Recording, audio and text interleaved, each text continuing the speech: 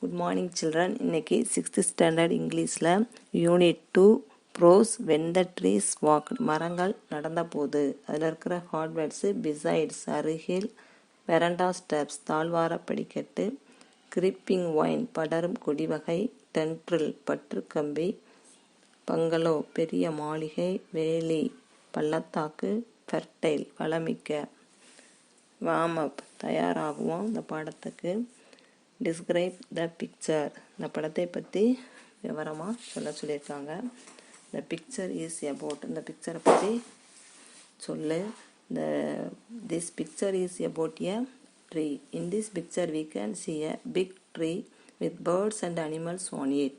There are many boys and girls. They are playing under the tree. We can see a bird, an owl, a squirrel, some monkeys, some boys and girls in the tree. What are the children doing? Describe their activities. குழந்தைகள்லாம் என்ன செய்கிறாங்க, அவருடைய செயல்பாடுகளை சொல்லியிருக்காங்க. The children are playing in the tree. A boy is reading a book sitting on a bench. A girl is looking through the binoculars. A boy is plucking fruits. A girl is in a swing and a boy pushes her. A boy is jumping over a boy who is kneeling. Holding on aerial root, a boy is swinging to and fro. Some boys try to climb on the tree by standing on one over another. பாடத்தை பார்க்கலாம். One morning, while I was sitting beside grandfather on the veranda steps, I noticed the tendril of a creeping vine trailing nearby. As we sat there in the soft sunshine of a North Indian winter, I saw the tendril moving slowly towards grandfather. 20 minutes later, it had crossed the step and was touching his feet. ஒரு நாள் காலையில் Ruskin bond ஆசிரியர் என்ன செய்கிறாரு, அவங்களுடைய தாத்தாவுடைய பக்கத்தில் ஒரு தாழ்வாரத்தில் இருக்கிற ஒரு படிக்கட்டில் வெரண்டாவில் இருக்கிற ஸ்டெப்ஸில் உட்காந்துருக்காரு. படரும் கொடி ஒரு பற்று கம்பியோட தரையில் படர்ந்து போகுது. அதை என்ன செய்கிறாரு, இந்த ஆத்தர் பார்த்துக்கிட்டு இருக்காரு. அது வட இந்தியாவில் பனி அதிகமாக இருக்கிற ஒரு காலம். அந்த பனிக்காலத்தில் ஒரு மென்மையான ஒரு கதிரொளியில் அந்த ஆத்தர் என்ன செஞ்சுருக்காரு, தாத்தாவோட உட்காந்துருக்காரு. அந்த பற்றுக்கம்பி தாத்தாவை நோக்கி என்ன செய்யுது, மெதுவாக நகர்ந்து இருக்கிறத அவர் பார்க்குறாரு. அதுக்கப்புறம் ஒரு 20 மினிட்ஸ் கழிஞ்ச உடனேவும் ஒரு படிக்கட்டை தாண்டி தாத்தாவுடைய பாதங்களை அந்த படருங்கொடி வகையானது என்ன செய்யுது, தொட்டுக்கிட்டு இருக்குது. There is probably a scientific explanation for the plant's behavior, something to do with light and warmth perhaps, but I like to think it moved across the steps simply because it wanted to be near grandfather. One always felt like drawing close to him. Sometimes when I sat by myself beneath a tree, I would feel rather lonely, but as soon as grandfather joined me, the garden became a happy place. Grandfather had served many years in the Indian Forest Service, and it was natural that he would know trees and like them. On his retirement, he built a bungalow on the outskirts of Dehradun, planting trees all round. Lime, mango, orange and guava, also eucalyptus, jacaranda and Persian lilacs in the fertile Doon Valley. Plants and trees grow tall and strong. இந்த தாவரங்கள் இந்த மாதிரி அந்த படரும் கொடி வகை மெதுவாக வளர்ந்து வர்றதுக்கு ஒரு நிச்சயமாக ஒரு சயின்ஸு விளக்கம் இருக்கும். அது எதை பற்றி தொடர்புடையதுன்னா ஒளி வெப்பத்தோட தொடர்புடையது. ஆனால் நான் என்ன நினச்சேன் அப்படின்னா, அந்த தாத்தாவுடைய பக்கத்தில் இருக்கணும் அப்படின்றதுக்காகவேவும் அது படிக்கட்டை தாண்டி வந்ததா நான் நினைக்கிறேன். ஏன்னா அவருடைய பக்கத்தில் இருக்கிறதுக்கு எல்லாருமேவும் ஆசைப்படுவாங்க. சில நேரங்களில் மரத்தடியில் நான் தனியாக உட்காந்துருப்ப கூட நான் தனிமையில் இருக்கிறதா நினைப்பேன். ஆனால் எங்கள் தாத்தா மட்டும் என் பக்கத்தில் வந்துட்டாங்கன்னா அந்த தோட்டமே ஒரு மகிழ்ச்சியான இடமாக மாறிவிடும். ஏன்னா எங்கள் தாத்தா இந்திய வனத்துறையில் ரொம்ப வருஷமாக பணிபுரிஞ்சிருக்காங்க. அதனால் அவருக்கு மரத்தை பற்றி அவருக்கு ரொம்ப நல்லா தெரியும். அது மேலே ரொம்ப அன்பு செலுத்துகிறாரு மரங்களில் மீது. அவருக்கு ரிட்டையர் ஆன உடனேவும் டேராடூனில் இருக்கிற ஒரு எல்லை பகுதியில் ஒரு பெரிய பங்களாவை கட்டிக்கிட்டாரு.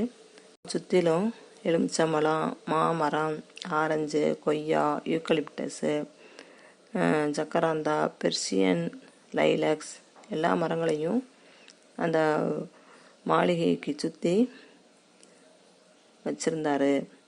அந்த வளமிக்க அந்த டேராடூன் பள்ளத்தாக்கில் செடிகளும் மரங்களும் என்ன செஞ்சு ரொம்ப உயரமாக வலிமை மிக்கதாக வளர்ந்து ரொம்ப அழகாக காட்சியளிச்சிச்சு.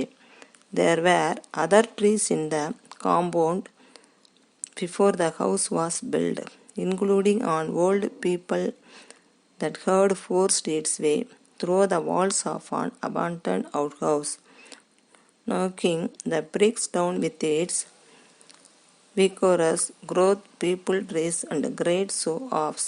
Even when there is no breeze, their broad-chested, slim-waisted leaves will spin like tops determined to attract your attention and invite you into the shade.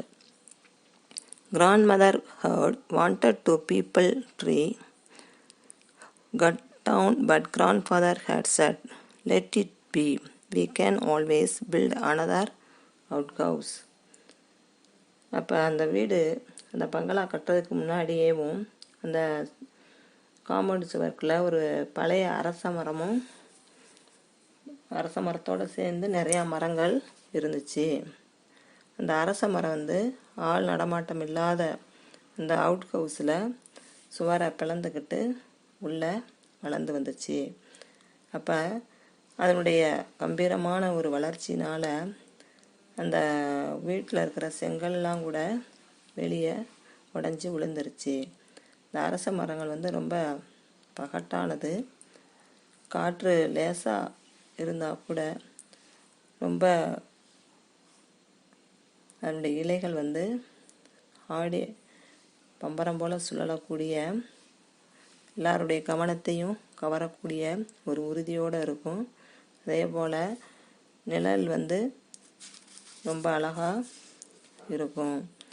அந்த அரச மரத்தை வெட்டிடுங்க, அது நம்ம காம்பவுண்டுக்குள்ளே வந்துருச்சு அப்படின்னு சொல்லி பாட்டி சொன்னாங்க. ஆனால் தாத்தா அது அப்படியே இருக்கட்டும், நம்ம என்ன செஞ்சுக்கலாம், இன்னொரு காம்பவுண்டு சுவர் கட்டிக்கலாம் அப்படின்னு சொல்லிட்டாரு. Grandmother did not mind trees, but she preferred growing flowers and was constantly ordering catalogs and seeds. Grandfather helped her out with the gardening, not because he was crazy about flower gardens, but because he liked watching butterflies, and there's only one way to attract butterflies, he said, and that is to grow flowers for them. பாட்டிக்கு மரங்கள்லாம் வளர்க்குறதுலாம் ரொம்ப விருப்பம்லாம் இல்லை. அவங்களுக்கு பூச்செடிகளை வளர்க்குறதே ரொம்ப பிடிக்கும். அதனால் அவங்க அடிக்கடி என்ன செய்வாங்கன்னா, அவங்க பூக்களுக்கான என்னென்ன பூக்கள்லாம் விதைகளுக்கான ஆர்டரை கொடுப்பாங்க. அந்த தோட்ட வேலைகளை செய்கிறதுக்கு தாத்தாவும் உதவி செய்வாங்க. ஆனால் பூந்தோட்டம் அமைக்கிறதுக்கெலாம் தாத்தாவுக்கு ஆர்வம் இருக்காது. ஆனால் அவருக்கு என்ன பிடிக்கும் அப்படின்னா, வண்ணத்து பூச்சிகளை ரொம்ப ரொம்ப பிடிக்கும். அந்த வண்ணத்து பூச்சிகளை கவரம்னா அதுக்கு ஒரே ஒரு வழிதே இருக்குது. அது என்னென்னா, அது பூக்களை வளர்த்தாத்தே அது வண்ணத்து பூச்சி என்ன செய்யும், வரும். அதனால் அவர் என்ன செஞ்சார், இந்த பூக்களை வளர்க்குறதுக்கு பாட்டிக்கு ஹெல்ப் பண்ணாங்க. டூ யூ நோ, உங்களுக்கு தெரியுமா, India has more than 17,000 species of flowering plants. Tamil Nadu with more than 5,000 species, nearly 1/3 of the total flora of India probably has the highest diversity in India. இந்தியாவில் 17,000க்கு மேற்பட்ட பூக்கும் தாவரங்கள் இருக்குது. இதில் தமிழ்நாட்டில் 5,000க்கு மேற்பட்ட பூக்கும் தாவரங்கள் இங்கே தான் வளருது. இந்தியாவில் 1/3 பங்கு வளரக்கூடிய ஒரு பெரிய இடமாக தமிழ்நாடு இருக்குது. அடுத்து discuss and Section 2. Grandfather was not content with growing trees in our compound. During the rains we would walk into the jungle beyond the riverbed armed with cuttings and saplings which he would plant in the forest. But no one ever comes here, I had protested. The first time we did this, who's going to see them? See, we are not planting them simply to improve the view, replied grandfather. We are planting them for the forest and for the animals and the birds who live here and need more food and shelter. தாத்தா வீட்டில் மரம் வளர்க்குறதுல ஆர்வம் இருக்காது. ஆனால் மழை காலத்தில் போய் காட்டில் நடந்தே போய் ஆற்றங்கரையில் மரக்கன்றுகளை நட்டுட்டு வருவார். யாருமே இந்த ஆற்றங்கரைக்கு வரப்போகிறதில்ல, யார் இதெல்லாம் பார்க்க போகிறது அப்படின்னு சொல்லி எங்கள் தாத்தாவை நான் மொதமாக எதிர்த்து பேசினேன். அதுக்கு எங்கள் தாத்தா சொன்னாங்க, யாரும் பார்க்கணுன்றதுக்காக நான் மரம் வளர்க்கலை, இந்த காட்டில் வாழ்கிற பறவைகளுக்காகவும் விலங்குகளுக்காகவும் அவற்றை பாதுகாக்கிறதுக்காகத்தே இந்த மரங்களை வளர்க்குறேன் அப்படின்னு சொல்லி பதில் சொன்னார். Of course men need trees too. He ordered to keep the desert away, to attack rain, to prevent the banks of rivers from being washed away, for fruit and flowers, leaf and seed. Yes, for timber too. But men are cutting down trees without replacing them. And if we don't plant a few trees ourselves, a time will come when the world will be one great desert. மனிதனுக்கு மரங்கள் கண்டிப்பாக தேவை. பாலைவனம் வராமல் இருக்கணும்னா மரங்கள் ரொம்ப அவசியம்.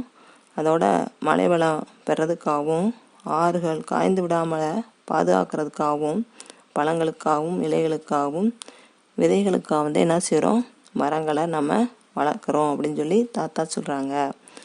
மரம் இல்லாத உலகத்தை நினச்சி பார்க்குறதுக்கே ரொம்ப பயமாக இருக்குது. எங்கள் தாத்தாவோட அந்த ஒரு பெரிய பற்றோட அந்த மரங்களை நடுறதுக்கு நான் உதவி செஞ்சேன்.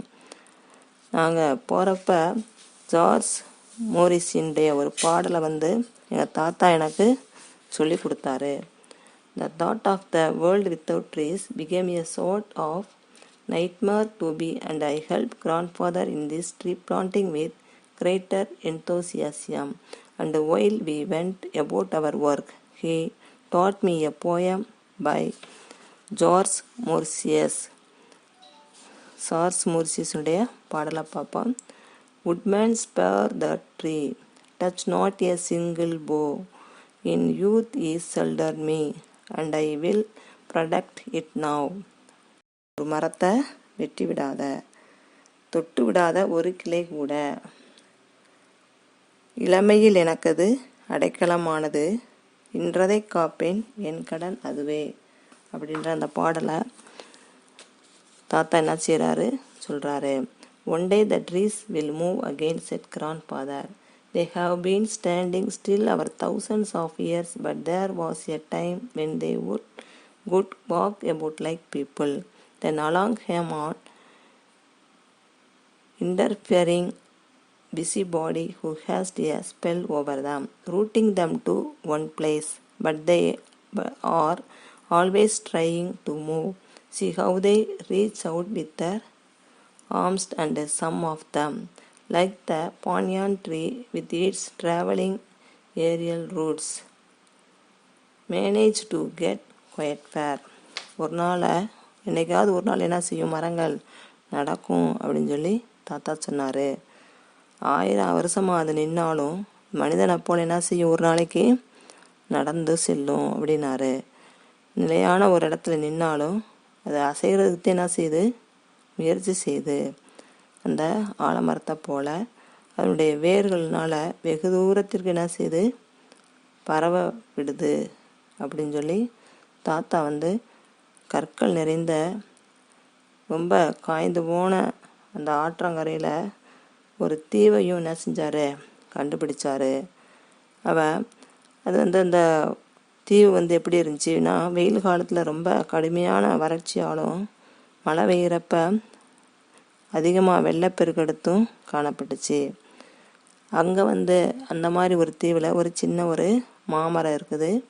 அதை பார்த்த உடனே தாத்தா வந்து இந்த மாமரம்லாம் வளருது, அப்போ எல்லா மலருமே என்ன செய்யும் வளரும் அப்படின்னு சொல்லி மழை பெஞ்ச உடனேவும் புளிய மரம், லவங்க மரம், கோரல் மரம் போன்ற மரங்கள்லாம் என்ன செய்கிறார் தாத்தா நட்டு வச்சாரு. Section 3. The monsoon season was the time for rambling about. At every turn there was something new to see. Out of the earth and rock and leafless bough, the magic tuft of the rain skirt brought life and greenness. You could see the broad-leaved vines growing. Plants sprang up in the most unlikely of places. A pebble would take root in the ceiling. A mango would sprout on the window sill. We did not like to remove them, but they had to go if the house was to be kept from falling down. If you want to live in a tree, that's all right by me, said grandmother crossly. But I like having a roof over my head, and I am not going to have my roof brought down by the jungle. Then came the Second World War, and I was sent away to a boarding school. During the holidays, I went to live with my father in Delhi. Meanwhile, my grandparents sold the house and went to England. 2 or 3 years later, I went to England and was away from India for several years. அப்போ வந்து பருவகாலம் தொடங்கிருச்சு. பருவமழை தொடங்கிச்சுனால அந்த பாறையினுடைய இடுக்குகளில் கூட என்ன செஞ்சு மழையினுடைய மாயத்தினால இலைகள்லாம் ரொம்ப அழகாக துளிர் விட்டுச்சு. எந்தெந்த பக்கம் திரும்புகிறோமோ அந்தந்த பக்கமெல்லாம் புதுசாக செடிகள் முளைச்சிருந்துச்சு. அந்த அதிசயமான அந்த மழையினுடைய தொடுதல்னால பூமியினுடைய மேல் பாறையில் மரங்கள்லாம் தளிர் விட்டு ரொம்ப பசேல்னு சொல்லி காட்சி தந்துச்சு.